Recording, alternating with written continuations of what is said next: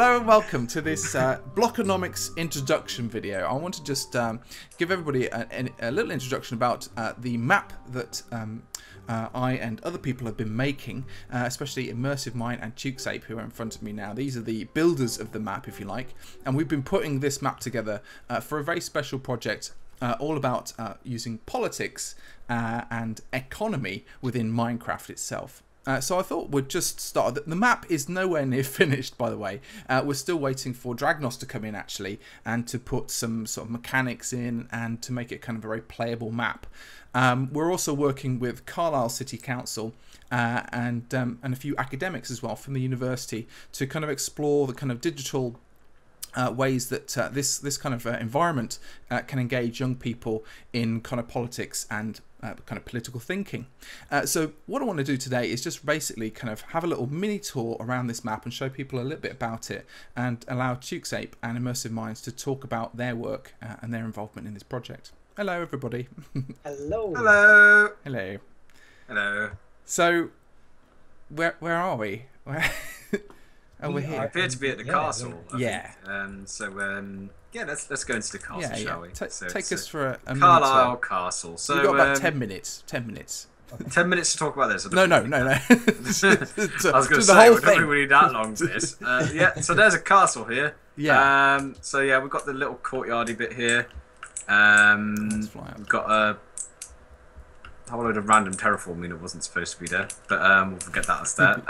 Okay, so we've got the so it's just the Carlisle Castle. We've got the main keep, which was very simple to do because it's relatively featureless. So yeah. Other than some stuff that I can't quite get into without going a bit overboard. So I mean, how did you? Because it does look. I mean, I'm kind of local to this city. Yeah. It does look like Carlisle Castle. How did you reference it and how did you build it? Street View, Google Maps, the usual, and okay. a few and just going through images and images and images and just. So I mean, it's the most. I mean, most of it has been set up for just having cannons all over the place. So it's relatively, and because it's got this, and because there was obviously that period where they decided, you know what, this old school castle thing's a bit defunct. They decided they wanted to have a drill yard, so they flattened out a whole load of it in here, and so that's all been relatively simple. And in modern day, there's a car park here, which is what this grey block is here. Yeah, I think it's actually the county council actually live in here now. I think I believe so. Yeah, and stuff, but I think it's during the doors are all a bit wonky at the moment. I think maybe I twisted it or something.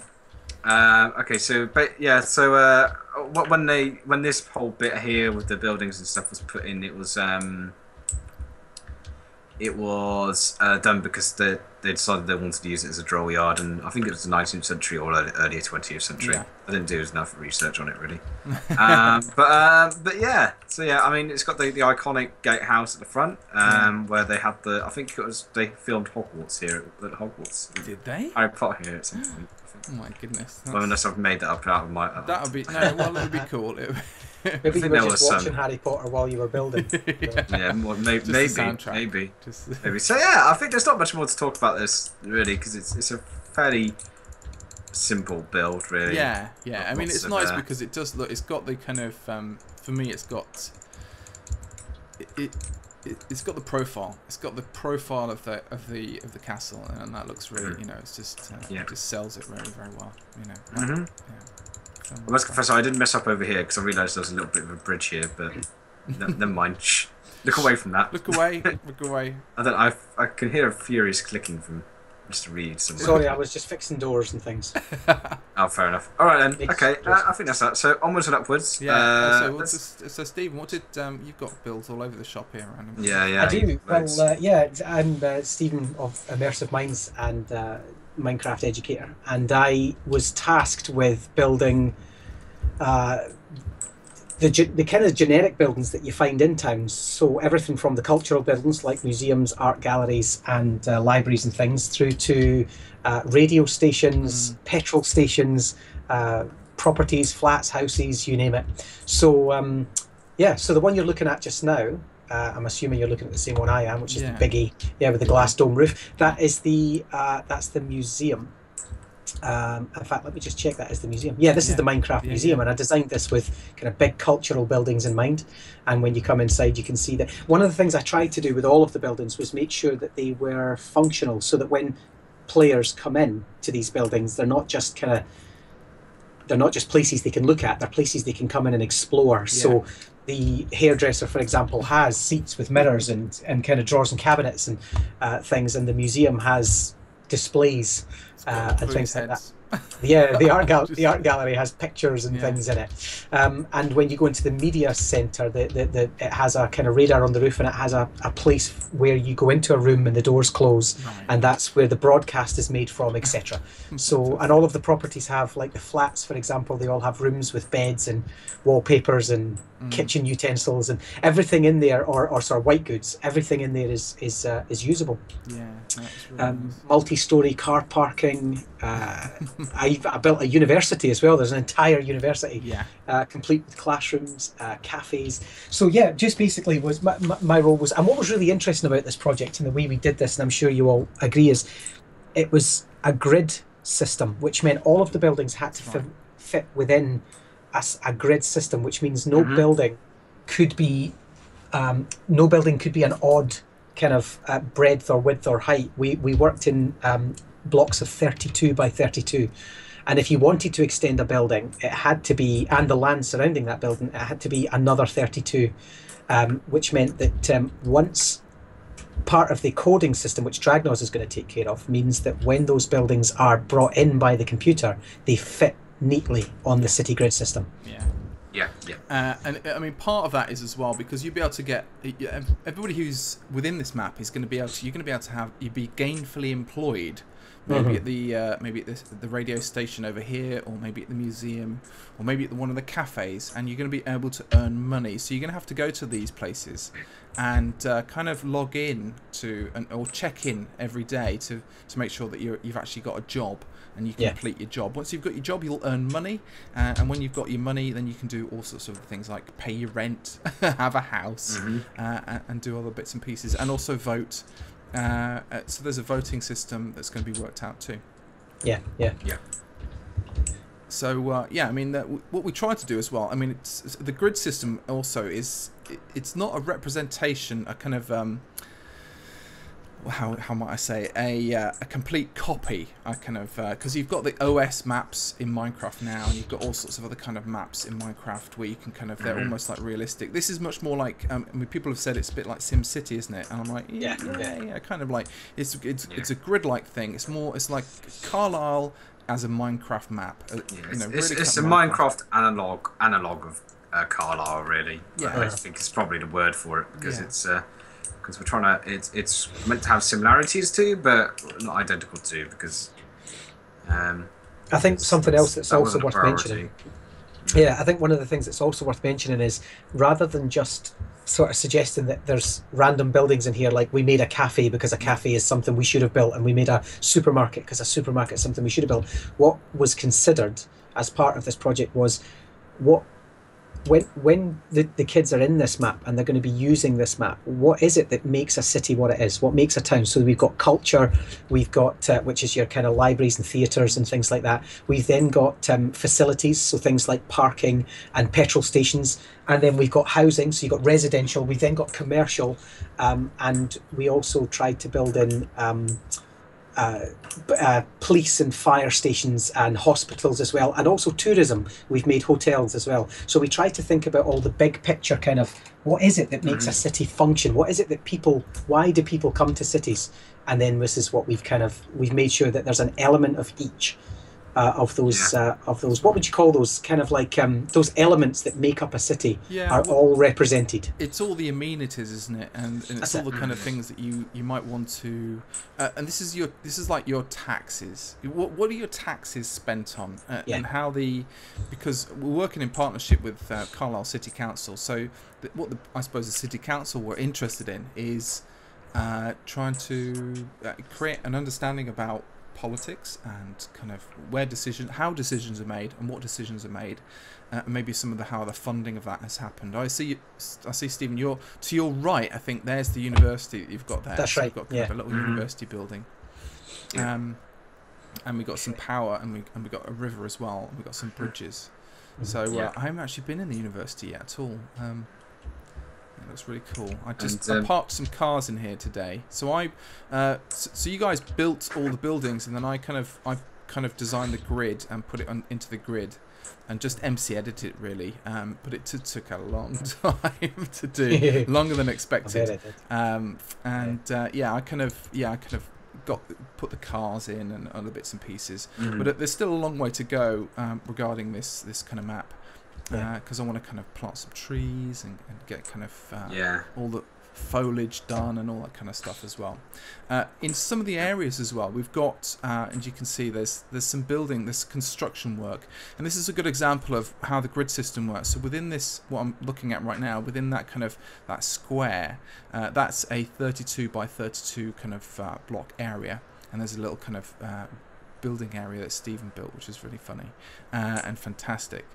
So things like that eventually could be, we can clone them out and clone in new buildings, especially if you vote for new buildings and you want to change your city and change how your city looks and feels. So we want to build that into this map now. So that is the kind of the Sim City style, if you like. But because this is going to be a multiplayer map, it's not just a single player experience, it's going to be a multiplayer experience, and people all have to vote together, which I think is going to be the really interesting thing about this kind of map.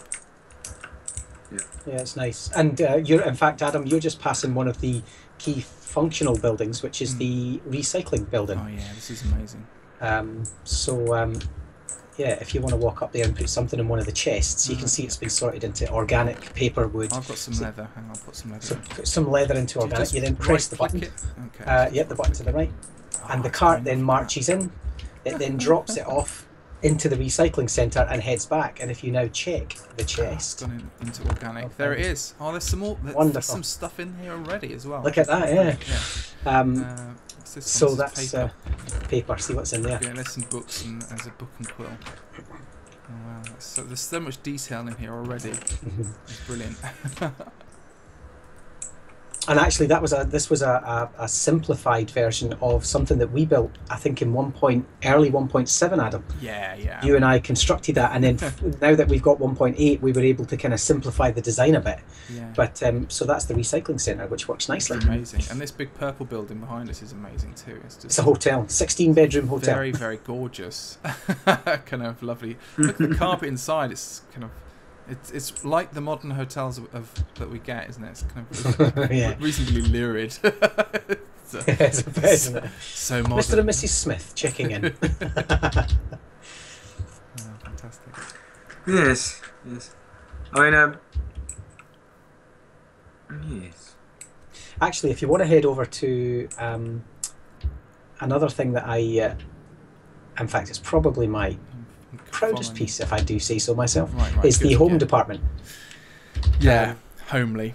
That's fantastic. Oh look, David's here. David's with us. David is here. David Kinsella, the project manager, I suppose, of this project. He is, yeah. So he's the umbrella organisation that's making the project happen. And what I did in this building, one of the reasons I was just to kind of make it like one of these big superstores. So there's a table department, and there's the beds, there's the artwork, there's shelves, cupboards and shelves, there's lighting behind that, and all the different styles of lighting, lamps and things. And then down the bottom, on the bottom floor, it's all the couches. Yeah. So you can come in and try the couches. I prefer my favourite is the melon couch. The melon couch is very tasteful, isn't it? Mm-hmm. And if you buy this today, Professor Adam, you can have 20% off the rug. 20%. That's good. And this is what I get the whole set. You get the whole set and 20% off the rug. Off? Yeah, well, 2 actually. 2 years interest-free credit. No way. Sounds like a bargain. Yeah. So And free delivery if you carry it yourself. Yeah. Free delivery. Free delivery if you carry it yourself. No, we charge you to carry it yourself. Yeah. Exactly. But yeah, I think the thing that I like about this is the combination of the, you know, I don't want to use the combination of the sort of buildings you get in the city, the, you know, the ones that we required, and the buildings alongside it that are part of the city, and the potential for where the city could go, and all of these little different circumstances. They're all very nice ways of doing it. Swanson Bed and Breakfast. Nice. I don't know why I called it the Swanson Bed and Breakfast, but I did. There's some detector rails on some ovens here. Yeah, this is. I mean, I've got the river as well. I might want to put some boats in it or something eventually. I don't know. And I think one of the things that while doing this project, I think this is really important. Certainly from my kind of building perspective, while doing this project, I actually thought about cities, whether it's, you know, I'm up in Edinburgh, you guys are down in Carlisle, Sheffield and beyond, and I kind of thought about cities, and I thought about, as a child, what did I think about cities? What was, you know, was it? And actually, largely, cities were something that happened to me. Voting went on, police was provided, schools were built, you know, cathedrals had been there a long, long time, and it was kind of like cities kind of happened to me, and I wasn't sure I was happening to them. You know what I mean? I didn't feel like I had much of a grasp of the environment. But in building this city, it actually becomes apparent that if you put children into this map and you give them an understanding of how a city functions and why roads are built in a particular place and why housing is increased or why commercial estates are increased and so on, I really think there's a huge value in just helping children to feel that they're part of the environment that they are growing up in, particularly cities. And I think this project, it certainly highlighted that for me while I was building it. Yeah, I think it's going to be really interesting to see what people's reaction to it and stuff. And I think for us, it's the first step really in terms of what this might look like, how this game might be played. So yeah, I think it's very exciting. It's definitely an interesting direction to go to with Minecraft in general. I think because we're doing something that is pretty unique. I think this whole kind of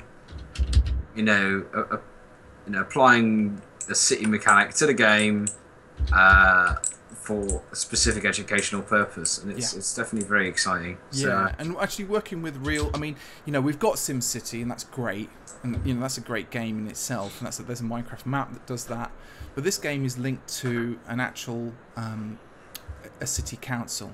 Yeah. And what we're hoping, I suppose, is to make sure that young people's voices, you'll be able to have a say in Carlisle, and that will be heard by the city because the city council will be kind of semi-responsible for this map. They're going to be listening into what people think and what people say about Carlisle and what they want.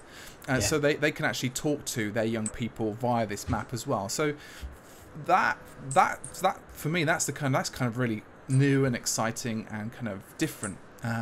So using a virtual world as a communication device, using a virtual game world as well as a communication device for young people, really kind of amazing and unique and really interesting. So I'm very fortunate that we've got this opportunity to try stuff out like this. So I mean, this project was partly funded by Nominet, and that's kind of who's kind of responsible for kind of paying for some of this stuff for us to test it out to see if it will work. So there we go. Anything else you want to add? No, not for me. I think that's done it nicely. I think. Okay. No, I think there's not much more to talk about at the moment. No, I think what we'll do is we'll come back and revisit this space a little bit later on. Maybe get Dragnos in as well when he's started to do some of his mechanics and stuff. And also maybe talk to David and some of the academics who are behind this project as well, and keep everybody updated about how this project's performing, and hopefully we'll see it fill up with people, because that's the one thing that it hasn't got at the moment.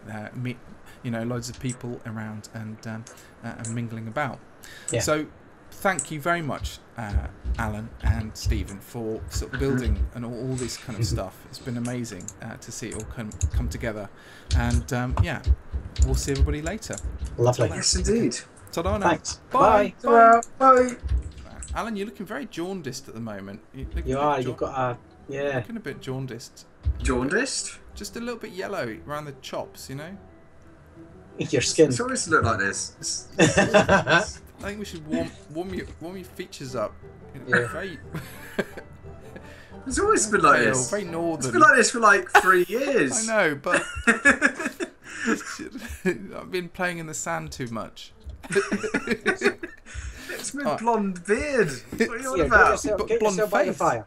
Get yourself by the fire. No, we won't.